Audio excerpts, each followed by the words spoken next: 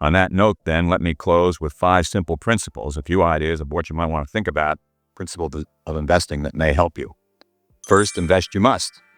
The biggest risk is the long-term risk of not putting your money to work at a generous return, not the short-term, but nonetheless real risk of price volatility. Even though stocks seem very high, consider what I said in my book, a little plug there. Never think you know more than the market does. You're apt to be wrong if you do. Second, give yourself all the time you can. At the extremes, if you're in the 20s, begin to invest in stocks even if you've only got a little bit. If you're in the 60s, invest more in bonds and less in stocks. But always remember that compound interest is a miracle and time is your friend. Third, have rational expectations about future returns and be mentally prepared for market declines. Always remember, in good times and bad times alike, this too shall pass away. I spend a full page in my book on that sage piece of wisdom. This too shall indeed pass away, and your emotions can kill you. You should keep them out of your investment program because impulse is your foe. Fourth, rely on simplicity. Simplicity above all. Basic investing is simple.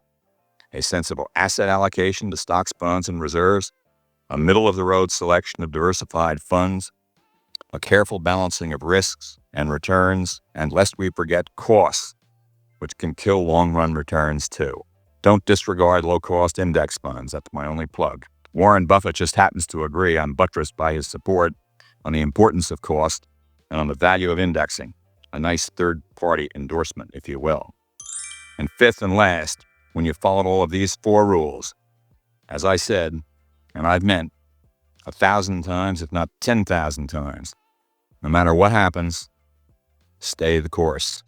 And this last 50% decline, one of, I think, 4 I've experienced, was they're all different. That's one really important thing. Don't say I've seen all this before. Very few times does the same thing happen twice. And in the financial markets, the same problems happen twice. Yeah, each one is its own. There's some statement like, all happy families are alike and all unhappy families are different, but all unhappy families are alike in their own way, or something like that. And the problem here is that all these bear markets are very, very different, inspired by different things, sometimes mathematics, sometimes investors' emotions, and sometimes by external factors. Well, of course, I've only been in this business for 57 years, and I have never seen anything like it in my life. I've never seen anything like the amount of speculation that's going on in the market, which is basically twice as much stock trading, twice as much turnover as we had in 1929, the previous high.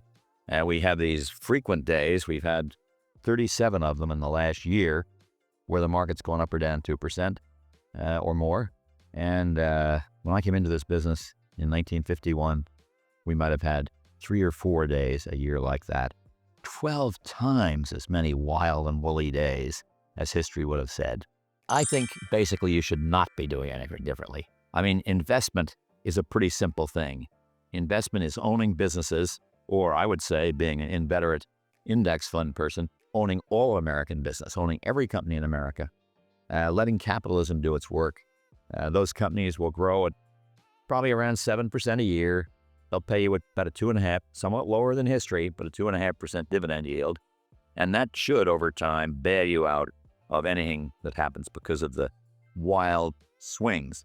I mean, if you visualize investment as growing in kind of a steady line, which it does, and visualize the crazy market as being all these jags up and down around this steady line, upward, always upward, I think, then you've got to say, I know I'm not smart enough to get out at the high. I know I'm not smart enough to get back in at the low. So I'm just going to stay the course, as we would say at Vanguard, and hang on through all that. And importantly, if I'm trying to accumulate money for retirement, or to buy a home, or to educate my children, what you want to do is keep investing. And, say, how can I keep investing the day that the market goes down 600 points? That's the greatest time in the world to invest. It's certainly better than doing it the day before it goes down 600 points. And I think people have lost sight of the fact that a sharp market decline is, of course, it's bad for sellers, but it's good for buyers. And since the stock market is the interaction of sellers and buyers, it's always good for somebody. Buy right means diversify, diversify, diversify in an index fund, which is a great way to invest for reasons I've talked about earlier. You at low cost and all that, but you're diversified, so the intricate ins and outs of the market, steel stocks are doing better, or energy stocks are doing better, or healthcare is doing better, or technology is doing better. If you own the whole market, you get your share of all of that. So, but that's the buy right, very diversified, and the hold tight is what we've talked a little bit about, and that is, when you get these periods of adversity and fear and greed, don't do anything. Last month on Louis Rukeyser, you summed up your investment philosophy as buy everything and hold it forever.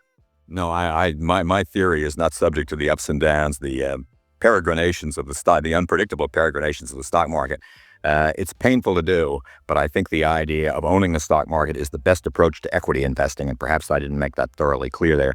I have never felt that equities should be the only portion of an investor's long-term program. I myself am about 50% stocks, 50% bonds, for example. I was brought up when I came into this business in 1951 with the Wellington Fund, which was and is, and I hope always will be, a conservative balanced fund. But I think the idea of buying and holding forever and not trying to make adjustments requires that you've gotten it right in the first place. That you can only hold tight if you bought right, if you will.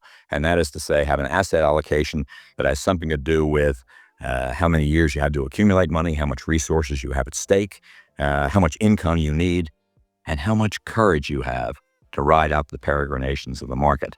So you've got to take all that into account from that simple statement. I don't know anybody who has ever been successful in timing the market. I don't even know anybody who knows anybody who has ever been successful in timing the market. In short, it seems to me that speculation, betting on higher and higher valuations, is in the driver's seat. Investment, betting on the fundamentals of dividend yields and earnings growth, is in the back seat, probably even in the rumble seat. But when speculation drives stock returns in the short run, while it drives stock returns in the short run, the crystal clear lesson of history, at least the past 200 years, that in the long run, fundamentals drive returns. So that tension has to be resolved. Let me give you two extreme possibilities. One, a market drop of 35%, just for the fun of it.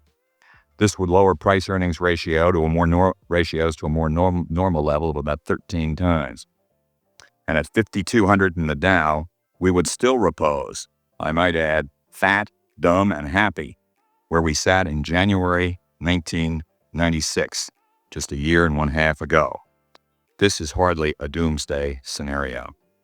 Two, we're in a new era in which stock returns average 15%, 14% earnings growth, and a 1% dividend yield, rather than the long-term historic norm of about 10.5%, 6.5% earnings growth plus a 4% dividend yield.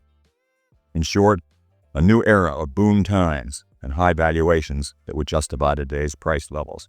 The answer is yes, continue to invest. I've told particularly young people in the office who are really petrified by this market decline that it's the best thing that ever happens to them. And if you think about it logically, of course it's wonderful. I mean, think of, say, the young man I was talking to yesterday is probably 25 or 26 years old, and he's got the rest of his life in invest. And I said, well, let's suppose that Chris Scott, his name is. I said, let's suppose, Chris, that the market's going to end up at Jim Glassman's 36,000 by the time you retire.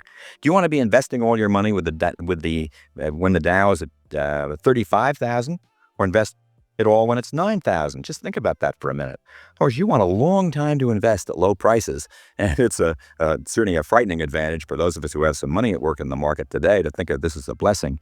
But it is a blessing because in the long run, investing depends on accumulating money at sound prices and not inflated prices like we have.